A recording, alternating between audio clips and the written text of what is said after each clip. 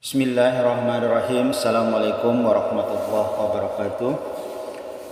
Innal hamdalillah nahmaduhu wa nasta'inuhu wa nastaghfiruh wa na'udzu bihi min shururi anfusina wa min sayyiati a'malina. May yahdihillahu fala mudhillalah wa may yudlil fala hadiyalah.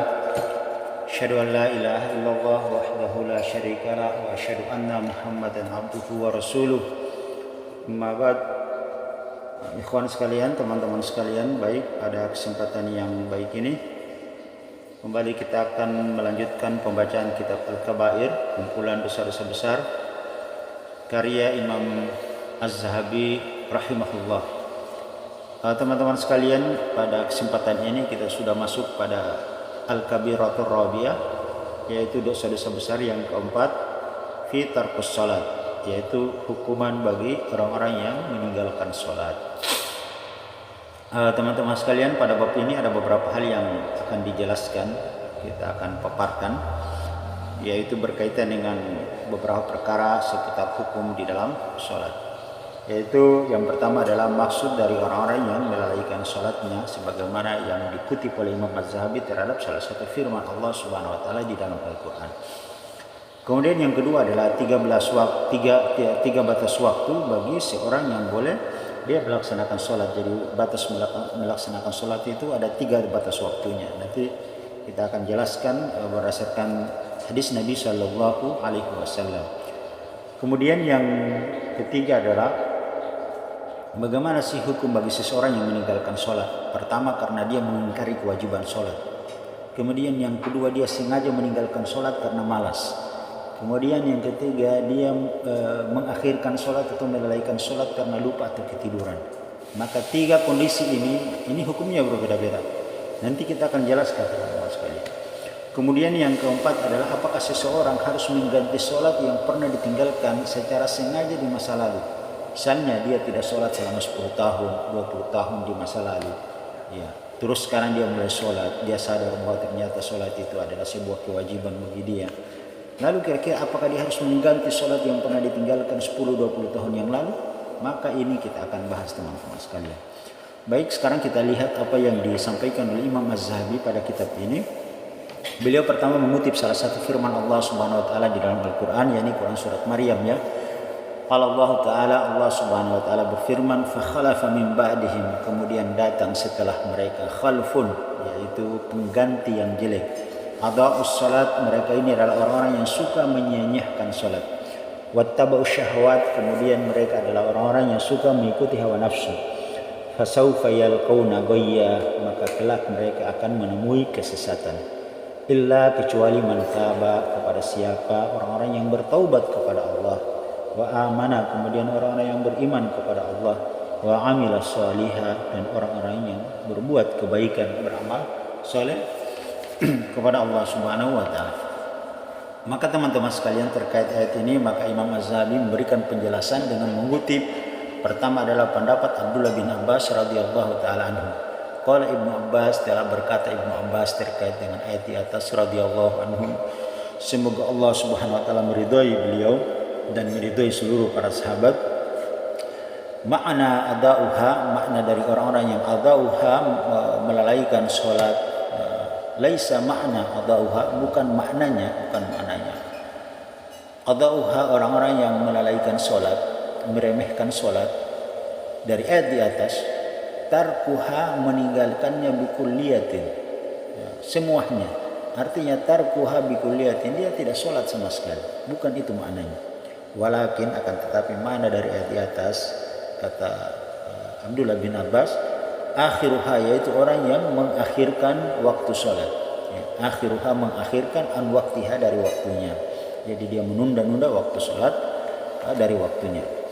Kemudian dijelaskan oleh salah seorang tabi'in yang bernama waqala Sa'id ibnul Musayyib, yaitu Sa'id ibnul Musayyib, imamut tabi'in. Beliau ini adalah seorang imam dari para tabi'in. Rahimahullah, semoga Allah merahmati beliau dan merahmati seluruh para tabi'in. Huwa alla yusalli, bahwa mereka ini tidaklah melaksanakan sholat zuhur, yaitu zuhur, hatta ya'til asar, sampai datangnya waktu asar. Wala yusallil asar, dan mereka tidak melaksanakan sholat asar, illal maghrib, kecuali dilakukan di waktu maghrib. wala yusallil maghrib, dan mereka tidak melaksanakan salat maghrib illa isya, kecuali dilakukan di waktu isya, wala yusallil isya, dan mereka tidak melaksanakan salat isya illa al-fajr, kecuali ditunda-tunda waktunya sampai datang waktu fajar, wala yusallil fajar, dan mereka tidak melaksanakan salat subuh illa sampai tulu' terbit ya, asyams, matahari, tulu' asyams, sampai terbit matahari. Maka kata beliau, faman mata, dan barang siapa yang meninggal, wa huwa masirun ala hadil halat, masih dalam kondisi yang seperti itu, suka melalaikan solat, suka meremehkan solat, suka mengakhirkan waktu solat, walam yatub, dan dia tidak bertaubat dari kondisi yang seperti itu, wa'adallahu bagin, maka Allah mengategorikan orang ini, Allah memasukkan orang ini bagin sebagai orang yang telah menyimpang, sebagai orang yang telah tersesat. Wa wadin, Allah siapkan untuk orang ini ada sebuah wadi ini ada sebuah lembah fi jahannam, yaitu di dalam neraka jahannam, ba'idun qa'rihi, sangat dalam jurangnya dari neraka jahannam itu, khabisun ta'amihi, sangat jelek makanannya. Kemudian di sini juga Imam Az-Zahabi melanjutkan membawakan salah satu firman Allah Subhanahu wa taala di dalam Al-Qur'an, wa qala ta'ala, dan Allah Subhanahu wa taala berfirman fi ayatin ukhra, di ayatnya yang lain, fawailul lil musallin, maka celakalah orang-orang yang salat. Siapa mereka? Alladzina hum, yaitu orang-orang yang am salatihim, di dalam salat mereka itu sahun, mereka lalai. Maka dijelaskan oleh Imam Az-Zahabi di sini ayyughafiluna, yaitu orang-orang yang lalai anha, dari salatnya, mutahawinuna biha, kemudian orang yang suka meremehkan daripada salatnya. Maka teman-teman sekalian, terkait dengan ayat-ayat ini dan penjelasan dari sahabat dan para ulama ini, maka kalau kita lihat dalam kitab tafsir Imam At-Tabari menyebutkan bahwa ada 4 hal, ada 4 makna dari orang-orang yang suka melalaikan salatnya. Mana yang pertama, kata Imam At-Tabari dalam kitab tafsirnya, adalah tarkus salat, yaitu orang yang meninggalkan salat. Maksud melalaikan salat di situ adalah orang yang meninggalkan salat, maksudnya dia tidak salat sama sekali. Memang orang ini dia tidak mau salat, dia meninggalkan salat secara keseluruhan. Kemudian yang kedua, makna yang kedua kata Imam At-Tabari adalah tuakhirus salati an waqtiha, yaitu orang yang mengakhirkan salat sampai habis waktunya. Ya. Dia tidak salat atau dia salat tidak pada waktunya. Padahal dia tidak punya uzur syar'i. Ya. Uzur syar'inya itu misalnya seperti karena dia lupa, karena dia ketiduran sampai terlewatkan waktu salat, atau dia tidak lagi sebagai seorang musafir, ya. Dia tidak punya uzur syar'i. Maka itu yang dimaksud oleh Imam At-Tabari. Kemudian yang kedua, yang ketiga, bahwa yang dimaksud dengan orang yang suka melalaikan salatnya adalah orang yang bolong-bolong salatnya, ya, orang yang malas salatnya, kadang salat, kadang tidak, pokoknya salat semau dia. Kemudian yang keempat, makna dari melalaikan salat adalah yang dimaksud adalah orang-orang yang ria dalam salatnya. Dia salat itu lebih fokus pada penilaian manusia, pada penilaian orang lain, atau orang-orang yang suka pamer kebaikan, pamer amalan dari salat. Kemudian teman-teman sekalian, kita lanjutkan apa yang ditulis oleh Imam Az-Zahabi, membawakan lagi salah satu firman Allah Subhanahu wa taala dalam Al-Qur'an, ya ayyuhalladzina amanu, hai orang-orang yang beriman, la tulhikum, janganlah kalian dilalaikan ya oleh la tulhikum, janganlah kalian dilalaikan oleh amwalukum, harta-harta kalian, wa auladukum, dan anak-anak kalian, an dzikrillah, dari mengingat Allah Subhanahu wa taala. Wa may yaf'al dzalik, barang siapa yang berbuat demikian, fa ulaika, maka mereka itulah hum khasirun, yaitu orang-orang yang telah khasirun, merugi. Qala al-mufassirun, maka para ahli tafsir menjelaskan terkait ayat di atas, al-muraddu, yang dimaksud bidzikrillah, dari mengingat Allah, fi hadhil ayat, dari ayat di atas adalah as-salatul khamsah, yaitu salat lima waktu. Faman ishtagala, dan barang siapa ishtagala, yang disibukkan, bimalihi fi bai'ihi, yaitu perniagaan dia, ya, perniagaan dia, disibukkan oleh perniagaan dia. Kemudian wasyara'ihi di sini adalah merupakan kehidupan dunianya. Kemudian wasyara'ihi wa ma'isyatihi wa dai'atihi, yaitu sawaladang dia, wa auladihi, dan anak-anak dia, anis salat, dari salat. Jadi artinya seluruh hal itu melalaikan dia dari melaksanakan salat, fi waktiha, sampai terlewatkan waktunya, kana minal khasirin, itulah yang disebut sebagai orang-orang yang merugi sebagaimana yang disebutkan dengan ayat di atas. Maka teman-teman sekalian, kemudian selanjutnya di sini juga Imam Az-Zahabi membawakan salah satu hadis dari Nabi Shallallahu Alaihi Wasallam, awwalu ma yuhasabu bihil abdu, sesungguhnya amalan yang pertama kali akan dihisab pada hari kiamat dari seorang hamba, as-salat, ani amalis salat, yaitu dari amalan salat. Fa in saluhat, apabila salatnya baik, faqad aflaha, maka dia telah beruntung, dia telah sukses. Wa anja, wa in fasadat, dan barang siapa yang salatnya rusak, faqad khaba, maka dia telah gagal, maka dia telah merugi, dia wa khasar, dan dia telah merugi. Kemudian teman-teman sekalian, kita lanjutkan yang ketiga adalah bagaimana hukum bagi orang yang suka menunda sholatnya, atau orang yang melakukan sholat, menunda sholat tapi dia masih sholat pada waktunya. Maka kalau kita lihat di sini, pertama adalah penjelasan dari hadis Nabi Shallallahu Alaihi Wasallam. Kemudian juga nanti kita akan kutip penjelasan dari Imam An-Nawawi. Kemudian yang ketiga adalah ijma dan kesepakatan para ulama. Kita saksikan begitu, kita lihat begini penjelasannya teman-teman sekalian. Inna sholata, kata Nabi Shallallahu Alaihi Wasallam, ini hadis Nabi Shallallahu Alaihi Wasallam, inna sholata awwaluhu wa akhiruhu, sesungguhnya sholat itu ada awal dan akhirnya. Awal waktu zuhur, dan awal waktu zuhur adalah hina zulu syams, yaitu sesaat setelah matahari tergelincir. Ya, dia artinya matahari itu dia condong ke arah barat. Itulah dari awal waktu sholat zuhur. Ketika matahari dia sesaat setelah dia tergelincir ke arah barat. Wa akhir waktu, dan akhir waktu dari sholat zuhur adalah hina yadkhulu waktul asar, yaitu sesaat setelah masuk waktu asar. Artinya bahwa ketika azan asar berkumandang, maka waktu sholat zuhur itu telah selesai.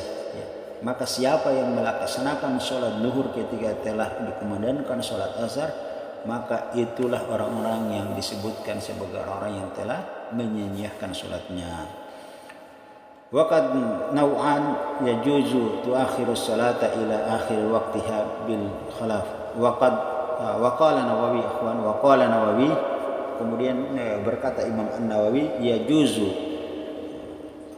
tuakhirus salat, bahwa seorang itu boleh mengakhirkan salatnya ila akhir waqtiha, sampai akhir waktunya, bila khilafin, tanpa ada khilaf di tengah-tengah para ulama. Maka berdasarkan penjelasan hadis Nabi dan Imam Nawawi ini, maka hukumnya menunda sholat tapi masih pada waktunya itu apa? Hukumnya boleh saja. Jadi menunda sholat tapi masih pada waktunya itu hukumnya boleh saja. Nah, maka ada 3 waktu seseorang itu boleh melaksanakan sholat. Yang pertama yaitu dia boleh melaksanakan sholat di awal waktu. Kemudian yang kedua, dia boleh melaksanakan sholat di pertengahan waktu. Kemudian yang ketiga, seorang boleh sholat yaitu dia lakukan di akhir waktu. Akhir waktu kapan?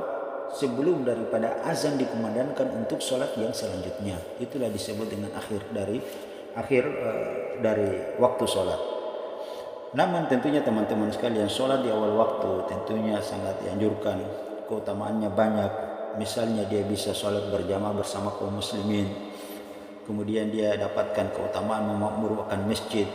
Kemudian dia bisa sholat di saf pertama, dan masih banyak keutamaan yang lainnya.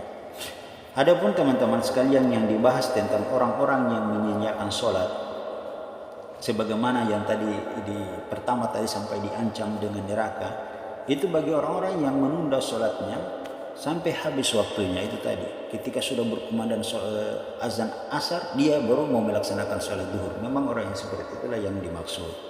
Maka di situ dijelaskan bahwa ittafaqul fuqaha telah sepakat para ulama ala an tuakhirhim salat hatta yakhrujul waqti, barang siapa yang mengakhirkan salatnya sampai yakhrujul waqti, sampai habis waktunya, bala udrun syar'i, dan